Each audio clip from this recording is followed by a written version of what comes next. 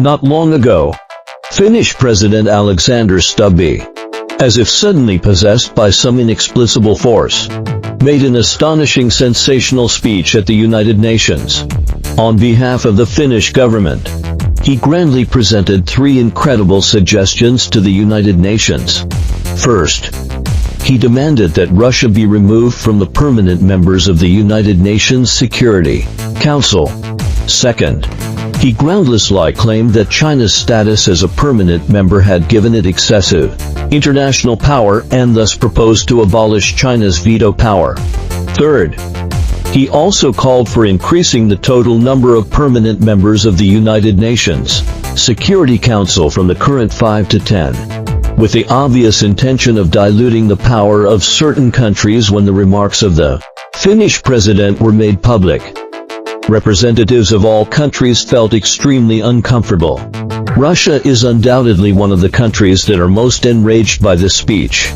This is because the words of the Finnish president are too direct and harsh for the Russian side. In particular, he blatantly accused Russia of waging an aggressive war against Ukraine and declared that Russia no longer deserved its current position. This statement almost drove the Russian representatives into a rage and made them on the verge of overturning the table on the spot. Additionally, Finland's act of offending China without any reason has left the representatives of many countries deeply perplexed. It should be noted that China's status as a permanent member has been obtained with great difficulty, and at the cost of the blood and huge sacrifices of the Chinese people. During World War II, China made indelible contributions to the global anti-fascist cause. Moreover, with China's current status as a major power of great significance in the international arena, the power that China holds in the United Nations has been widely recognized and respected by the international community. The international power that China has gained through its own efforts and great sacrifices. Yet Finland attempts to overthrow it with just a few unfounded remarks by its own means, and even intends to take away China's veto power. This has made many countries feel extremely absurd. If Finland's attempt to target Russia can be barely explained as representing the ideology of its own left-wing liberals, or can be regarded as an act of currying favor with the Western society, then its unfounded accusations against China truly make Finland seem to have lost its sanity and be almost crazy. Finland's such absurd and strange behavior naturally makes the so-called proposal of its president to increase the number of permanent members of the United Nations Security Council be seen as a clumsy attempt to canvass votes for itself on the spot and to please neutral countries. The Russian representatives were filled with righteous indignation. However, before China had a chance to make a statement, it was the Americans who were the first to be unable to sit still. A State Department spokesman, Miller, said that he hoped the Finnish president would stop daydreaming and stop spouting such crazy remarks as kick Russia out of the permanent members of the United Nations Security Council and restricting China's veto power. Haven't the United States and Europe always been in cahoots? So why has the United States suddenly sided with China and Russia this time? As we all know, there are 5 permanent members of the United Nations Security Council, which is one of the most fundamental features of the United Nations. Let's start with Russia. In the history of the United Nations, the representative regimes of 3 countries, namely China, Russia, and France, have changed. Russia's status in the United Nations was inherited from the Soviet Union. Why the Soviet Union became one of the 5 permanent members of the United Nations is clear to everyone. It defeated the Nazis in World War II. From the perspective of international politics, the United Nations is currently the most authoritative international organization recognized in the world. And this governance system, which can represent the interests of the vast majority of countries in the world, is also the mainstream international political system in the world after World War II. Finland's attempt to abolish Russia's status and deprive China of its veto power seems to be a challenge to China and Russia.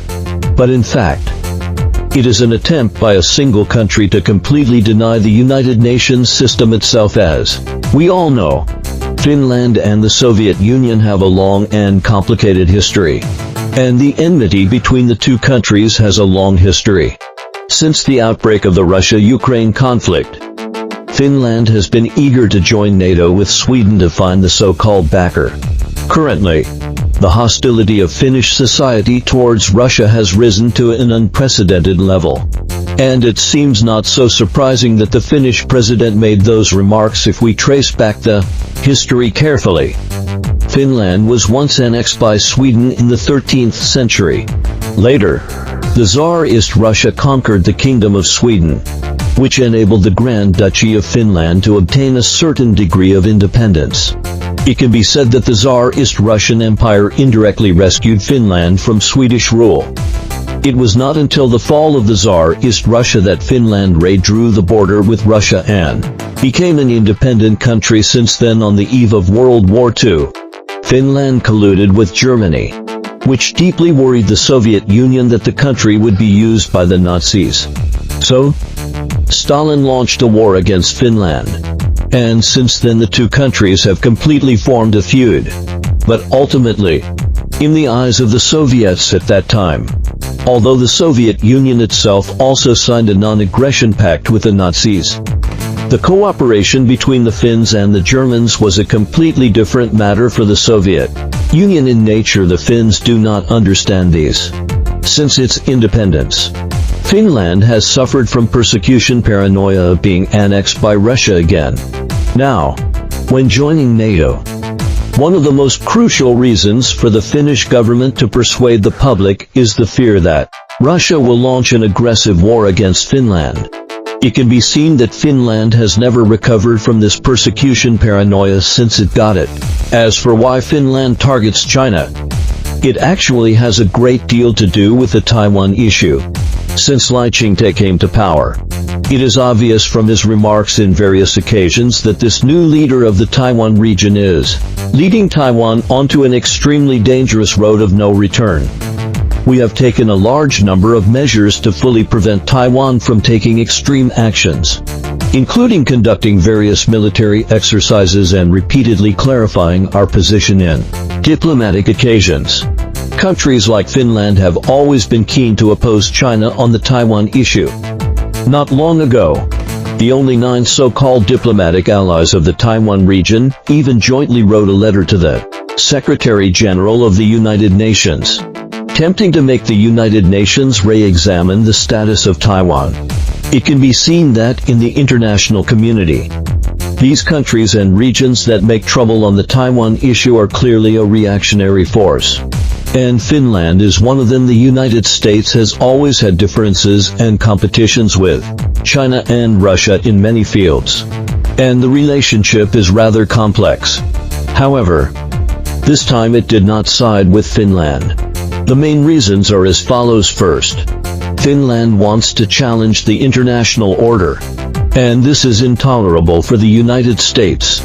As mentioned earlier, in today's international community, the United Nations has long become a widely recognized governance system. The relationships between major powers are intricate, with both aspects of contradiction and struggle as well as cooperation and mutual benefit. Therefore, in general, they cannot break away from this important framework of the United Nations. The United Nations default recognition of the status of the 5 permanent members is actually a recognition that there are 5 major power centers in the world. These power centers radiate influence around, and each major power cooperates with each other on key issues related to the interests of the whole world and all humanity. And they are closely connected and indispensable to each other. Once this structure changes, it means that the existing model will be completely overturned. And this often leads to global wars and inevitable great power conflicts. Judging from the current situation, whether it is between the United States and Russia or between the United States and China, it is far from reaching the point of a full-scale conflict. In many global issues, the United States still needs the support and assistance of Russia in many aspects. For example, in the energy field, Russia is an important energy supplier, and the United States needs Russia's energy resources to a certain extent to maintain its domestic energy demand and the operation of related industries. In international diplomatic affairs, Russia's position and influence on some regional issues also affect the decision-making of the United States. And the United States needs to communicate and coordinate with Russia to realize its own interests in that region. Therefore, kicking Russia out of the United Nations clearly does not conform to the United States' interest. Consideration second. Finland's proposal to cancel China's veto power is not only a provocation against China alone, but also a serious impact on the status of the entire 5 permanent members. Suppose China's veto power is really cancelled, which means the 5 permanent member system of the United Nations Security Council will be on the verge of collapse.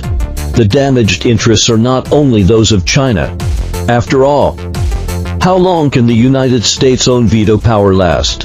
The United States is well aware that the 5 permanent member system is the core cornerstone of the United Nations Security Council, which ensures relative balance and fairness in the decision-making process of major international affairs.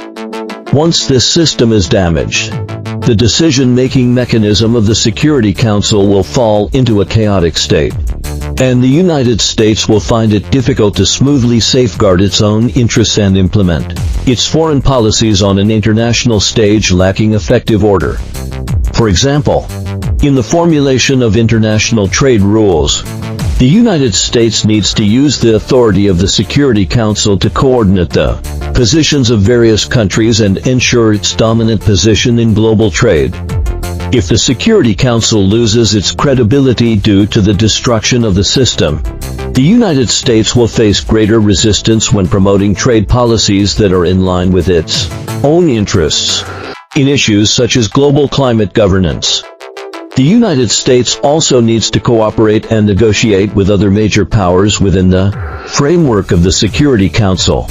If the veto power system no longer exists, the United States' influence and voice in these fields will also be greatly reduced. Third, Finland is just a little brother of the United States and only one of the many allies of the United States. However, such a small country as Finland fails to clearly recognize its own position and blindly clamors to have a conflict with Russia. If the United States turns a blind eye to it, the most likely result is that the United States will also be involved. Just like a brilliant chess player, he will never be randomly manipulated by the chess pieces. Therefore, after this incident, perhaps Finland's status in the heart of the United States will be classified in the same level as the 3 fools of the Baltic Sea and Poland, which loves to cause trouble. All in all, Finland's attempt to deny the status and power of China and Russia in the United Nations is a stupid act of not sign its own real situation clearly and trying to challenge the entire international order with the power of one country. The reason why the United States did not stand on Finland's side is not because the United States is a so-called Good Samaritan, but because such a stupid suggestion really has no merits and is completely inconsistent with the national interests and international strategic layout of the United States.